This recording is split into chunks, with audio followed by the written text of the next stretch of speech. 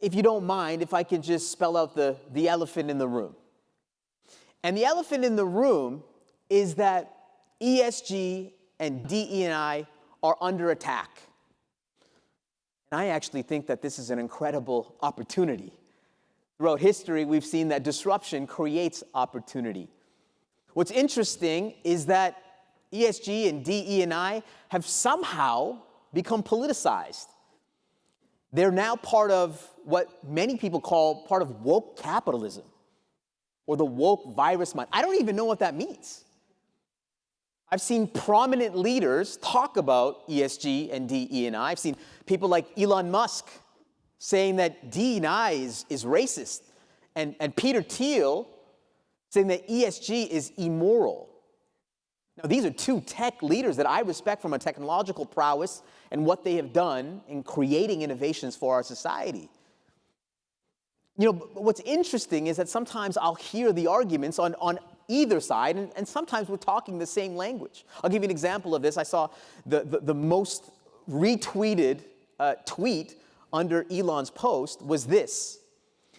And it said, DI is the product of the woke mind virus. To begin the process dismantling this, we must encourage people to think critically and independently. We must base our beliefs and actions on evidence and reason. We must be willing to admit when we are wrong, be open to new evidence and arguments. We must reject this culture of blame and resentment. And I read this and I'm like, this is diversity. So I'm not gonna lie to you, a lot of it is happening in the United States. And as context, I'm Canadian. And we watch your politics like we watch the Kardashians. It's interesting. Over the last number of months, we've seen some organizations pull back their programs. Not all of them. In fact, a lot of it is noise. From a recent ACCP survey, it said that 96% of senior leaders maintained or increased their commitments to DE&I and ESG. Now, there's been a lot of pushback. And you would think that the person that is talking about disruption is here to say that we need to fight. There's so many people in this room that have put in so much incredible work over the years and decades in this particular space. And it makes sense that you would fight for your causes. But actually, my strategy is contrarian.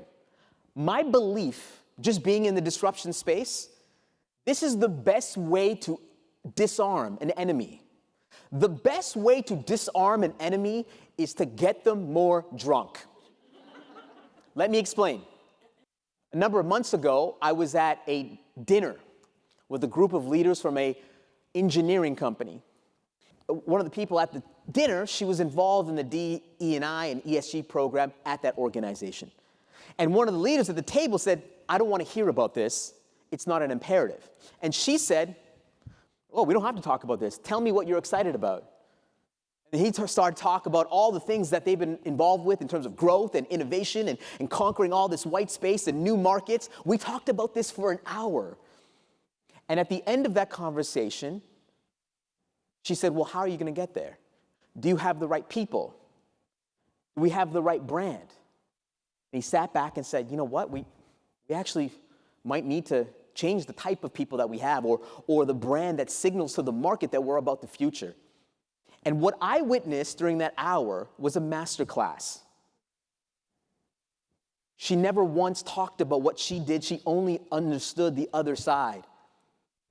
And actually, it came down to what corporate social impact was all about. It was all about the business outcomes at the end of the day. That it was about brand and employees and actually about making money. And so the more that we can connect this work to business outcomes, the more that we can align missions. And the reason why I say get more people drunk, it just means spend more time with people. Because the more time that you can understand someone else's mission, the more that you can move your missions forward.